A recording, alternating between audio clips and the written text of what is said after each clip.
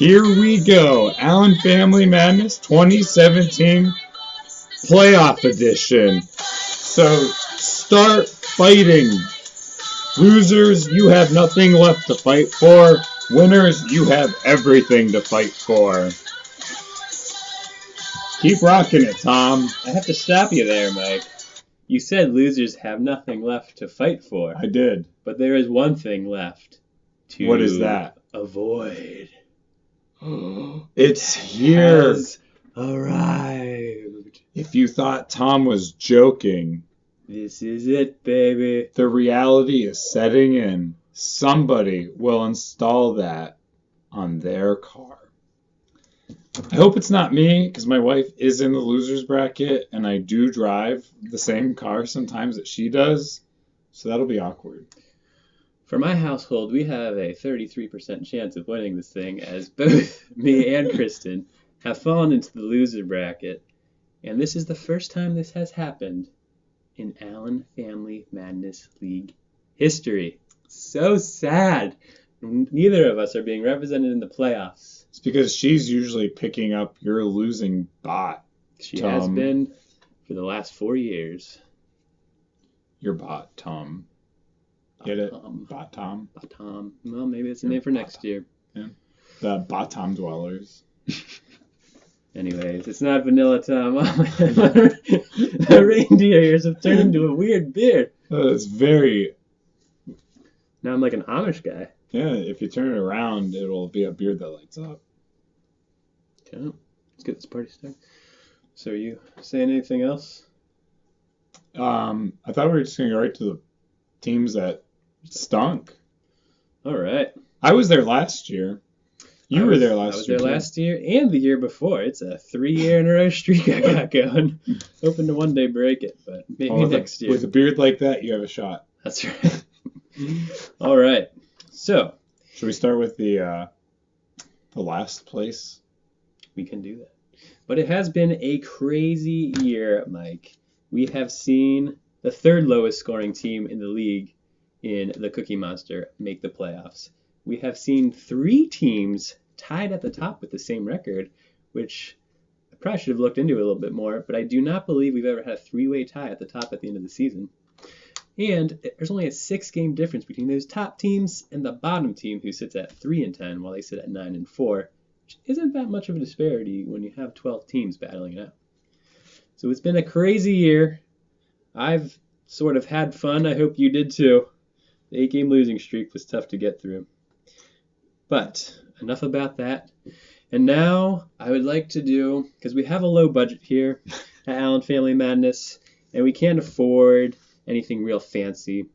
So instead of doing a 21-gun salute to our fallen comrades who are in the consolation bracket, tonight we get a 1 airsoft gun salute. Beautiful. So shall we begin? You said begin with the bottom team, and that would be the number 12 Cimarron Steelers, who had 1,295 points scored against them this year, which was good for the highest in the league, and by good 4 enough points. For second highest in Allen Family League history. Really? Second highest, yes. Who are the first highest? The first highest is still Gino's Jaw, who had 1,297 points, edged him out by 2 points. But for all the complaining you did last year, he edged your team out. What was your team? T-Rex Calibers by a single point. Oh, so it's the tight. So it's tight race. At the top, but for having the most points scored against you this year, and almost overall in league history, we say, may you lose in peace. Oh, that was so loud. Next. It's so low budget, I couldn't afford my voice today. We have the Mother of Dragons, who finished the season at 5-8, which is where 3 other teams also finished. But her point total was not so pretty. To my beautiful wife, who I could not have dreamed up a better wife, she decided to draft her man crush in Eric Decker. She would probably rate him as a perfect 10 in real life, but in the fantasy world, he could not once score 10 points. and that failed her miserably. So may the mother of dragons rest in peace. Wow. Did he even score 10 points the whole year?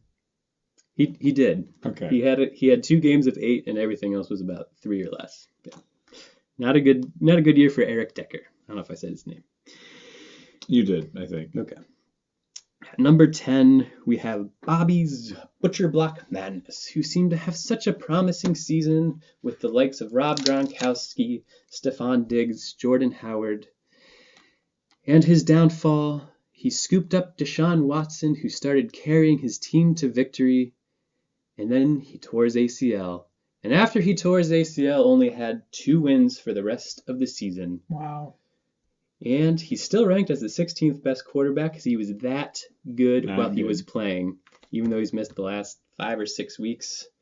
So for losing the best player on your team to a brutal injury and costing you the playoffs, we say, may you lose in peace. Oh, touching. Next, we have a team that I hold near and dear to my heart. Currently named Big Tom Loser is here, but did start the league or the season off as Win Tom is here. And they did win. They won 4 in a row and were probably a top 5 hottest start in Allen Family League Madness history. You guys screwed up the... That's okay. At least you can talk. Yeah. Started off 4-0 and then saw the second longest losing streak in league history with 8 wins, still to be rivaled by Kate's 13 in one season, but it did carry over to the next year for another 2 or 3 games, so it may have gotten to 15 or 16 games. Probably will remain unmatched. So she holds that probably permanently. But it was a long and brutal stretch of 2 months where me and the Denver Broncos could not win a single game between the two of us. So we say to the Broncos and Win Tom is here, may you lose in peace. It was a sad season. It continues to be. And next we have Stock Up, who at 1,291 points scored against him couldn't even be the most scored against team in the league, as the Cimarron Steelers stole that title from him. By 4 points. By 4 points. But yet, he was the 5th highest scoring team in the league and still finished 8th overall in the league because of those points scored against him. Hopefully this man never did anything crazy like benched Melvin Gordon for Jacquizzi's Rodgers. Because if he had just a single more win, he would have made the playoffs. So let's hope that never actually happened and that cost him a game. But if it did happen, may he lose in peace. I think it happened. It did happen. And for Priscilla's Killers, the lowest scoring team in the league. And not only that, the 3rd lowest scoring team in AFM history. No. As she only had 17 more points scored than that's right, Team Thompson, who went 0-13. But yet, had it not been for an explosive outburst by my team in the final week of the season, because she did score 93 points, this team would have made the playoffs and would have been the lowest scoring team to have ever made the playoffs. But yet, she still did not. Even the Texans can make the playoffs. Yes. And for the close call, we say, may you lose in peace. That was beautiful. Mm-hmm. So, are you aware that the bottom 4 teams came from one division? Bottom 4 teams? 12th, 11th, 10th, and 9th all came from the West. It was a bad year to be in that division. Well, it's all right. It makes up for last year when we almost had all 5 of the playoff spots, or 5 of the 6 playoff spots. So I don't remember that. Yes. How convenient. So, it's time for AFM Bracket Madness! December Bracket Madness! And look, I decorated mine. Very beautiful. and I couldn't draw straight lines, and my bracket got a little out of hand. I wasn't sure what I was doing. Tom wasn't even drinking while drawing. So, All right. So let's start with the number 1 overall seed. Who could that be? Oh, yes. It is me. From worst to first is what I did this year. And I will say, I was actually the luckiest team in the league. I had the lowest points scored against me all season. I guess God heard all the complaining you did about your season last year and was like, let's give the rest of the league a rest from Mike's complaining, and we'll make sure he has nothing to complain about. Yes.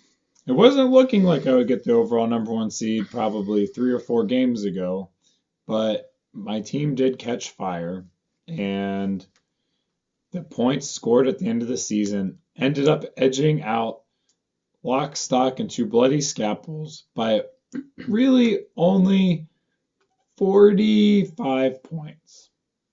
No, 35 points. 35 points.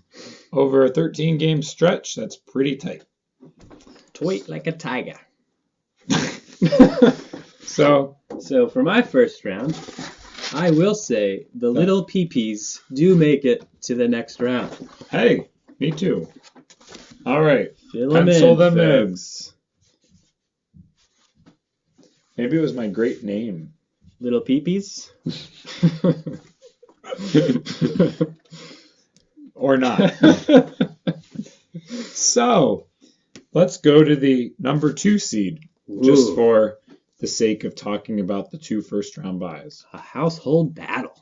So, Michael Sparing and I were duking it out for the number 1 seed last weekend, which I came out on top with. Which doesn't really do anything in our league, but... Yeah, just, bragging rights, I guess.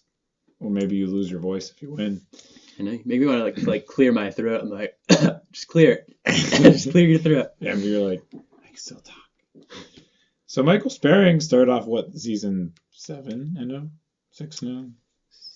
I think he got to, 6 or 7. So he finished 9-4, respectable. His point total is on par with some of the league bottom dwellers, actually. I know, even my team was only 34 points behind his. Yeah, so he didn't put up too many points once Deshaun Watson got hurt, because he was running with the 2 Texans wide receivers, getting tons of points there. But he has his first ever Allen Family Madness Fantasy Football Playoffs. He got a first-round bye, so he'll actually not only be in it for the first time, he will make it to the second round. Congratulations! If you're going to get in, that's the way to do it. And they will push on to round 2. So we'll take Watch Out and make him go to the next round. I like giving people strange names for this one. Monday Night's Watch. You should watch out for him. He's dangerous. I get it. And so is your beard. It's a lot hotter in this when you're not sitting outside in my sunroom in 32-degree weather. But I'm going to keep it on because it looks good. Maybe this will stick better. Maybe. All right. So I kind of already gave away the next round. I didn't realize we were skipping down to Monday Night's Watch. Sorry, I kind of got ahead of myself. I wanted to give him the due diligence and justice of being a powerful team this year. That he deserves. I agree. So now, the battle of the Kelly household. Cookie Monster versus Jabba Wabba, or Jabba the Hutt 1, Hutt 2. That's right. So the higher seed in this matchup is Dennis. He finished the season at 8-5, just like Kate.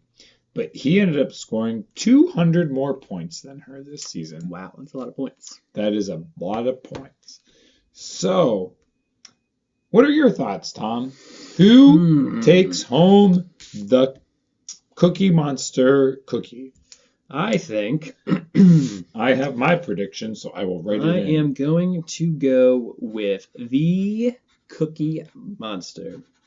And the reason I'm going for this is because her team seems to be catching fire at the right time, because despite her low point total right now, she was actually coming into the playoffs on it. I think it was like a 5-game winning streak. She is in fuego.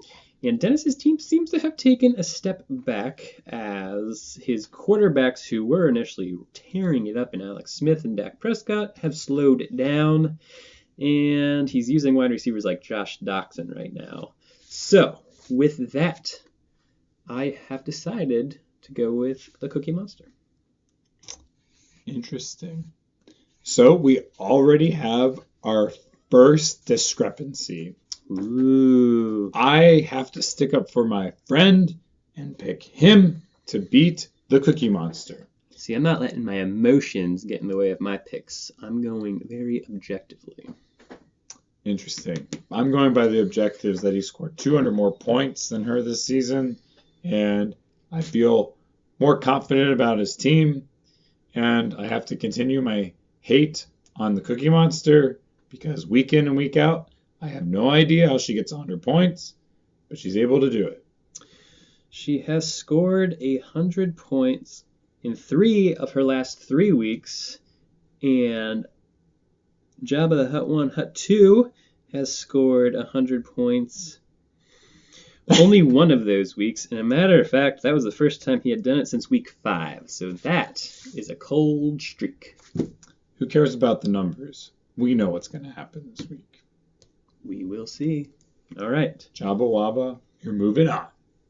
Go Cookie Monster. You can do this, Kate. All right. Shatter that glass ceiling. It's the glass ceiling. A woman winning the championship. Oh, I thought you were saying that a woman hasn't gotten to the second round. That's why I was confused. No, Kristen's been to the championship round. I knew that, but that's what I know my... I didn't know what glass ceiling you were talking about. There's so many out there. There's just too many to break. Yeah, like, can my voice crash through a glass ceiling so I can have it back? I forgot to underline these guys. So, who's the high seed in this one? Lockett? Stock it and lock it? We got the Bloody Scalpels versus Bills Buffalo 3.5. Pete is, is this the third year in a row he's been like a legitimately decent seed in the playoffs? He was in the championship last year, wasn't he? Again, or was that Dave? No, that was Dave and Billy. Sorry. But Pete was, I feel like he missed it. No, you're right. He might have missed it. All right. But he does well. As we saw in his analysis, he's like the second highest winning team or something. Right? Yeah. Highest? He's good. He knows what he's doing. He may be a surgeon in the hospital, but he's also a surgeon in fantasy football. So to the matchup. I don't know where I was going with that. Bills Buffalo 3.5 squeaked, and snuck his way into the playoffs, as all he needed to do was win to guarantee himself to get into the playoffs. And what did he do? He went lost to stock up and needed to rely on my team that was on an 8-game winning streak to get him into the playoffs by winning. And it actually happened.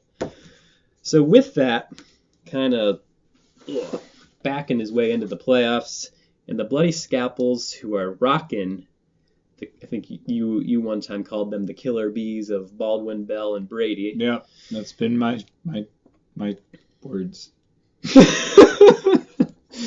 We use words in the English language. Yes, the words.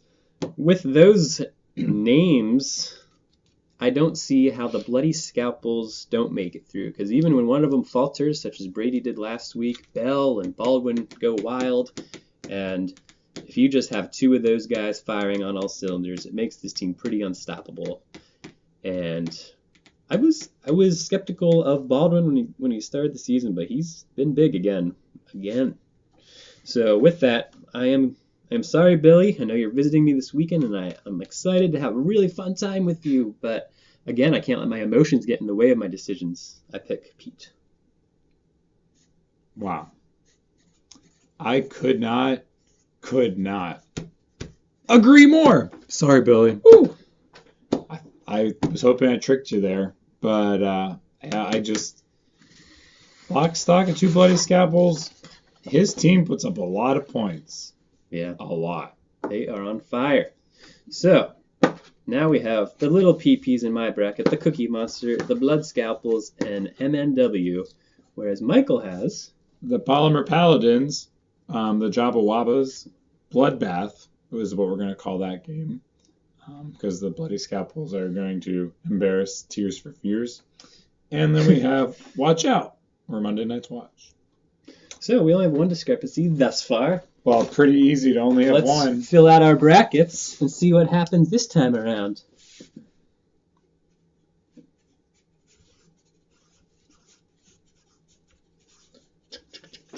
Do do do do do do do. What do you got? Shh. Okay, sorry. Pencils down. Oh, good. All right. Oh. Can you predict who will win Polymer Paladins versus the Jabba the Hutt 1, Hutt 2s? Well, I think here is when it's more Jabba the Hutt, strike 1, strike 2, strike 3, you're out of here! The Polymer Paladins will take the game from the Jabba Wabbas, and they will triumph into the championship round, while Jabbas go home and cry into the shoulder of the Cookie Monster. So, discrepancy number 2. Wow! Again, sticking with no emotions as I make these selections. I will not let you threaten me with your threats and your words. I picked the Cookie Monster. They're on a 5-game winning streak heading into the playoffs. They're going to make it 6 when they beat her own husband, and then they're going to make it 7 when they take down the little PPs. Because the problem with these PPs is they rely too much on the San Diego Chargers. In what month is it, Mike? December. When does Phillip Rivers choke the hardest? September. December. Because every Not time this year. he sees those playoffs coming, all of a sudden he starts throwing interceptions. He gets a little tight in his throw. And that's going to take away points from him and his main wide receiver, Keenan Allen, who you own. And now Alvin Kamara, your star player, is concussed. And yes, he may play next week, but he's going to be a little shaky now as he's running around. Not Mr. Invincible anymore. And Drew Brees will start throwing more touchdowns. Did you see my secret weapon? Jimmy Garoppolo. If you're relying on Jimmy Garoppolo, I might have you lose your bye week. Okay. All right. Well, I think I will move on. You will probably see that theme again. Next we have, we matched this one up properly. The Bloody Scalpels against Monday's Night's Watch. And you have selected, the new name is Bloodbath, number 2. Because I think it will be another Bloodbath. And I myself have also selected the Blood Scalpels. I've been really high on the Bloody Scalpels pretty much all season. I think that Pete drafted well. I hope I said he drafted well. I can't remember. There's something about trains, and I think it's really confusing. You have to do like a conversion table, and then it's like which one became which, and yeah, I don't remember. I think I did really like Bell and Brady, and I did like Baldwin, so I probably rated him fairly high. I also rated Dave Sparing fairly high, and then he finished last. And I rated Dennis as the worst draft in fantasy football history. And he is the number 4 seed. He made the playoffs.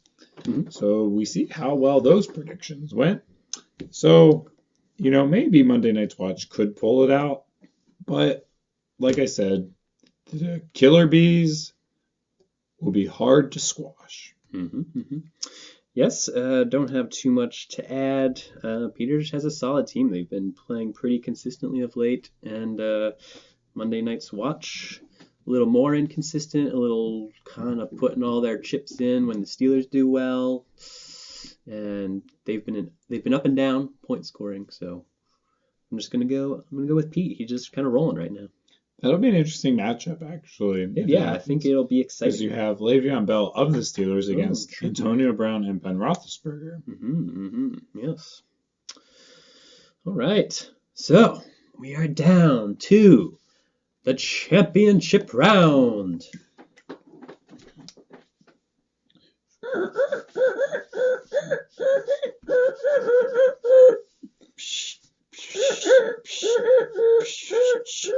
spray paint over here for my video. Our expensive sound effects, everybody. I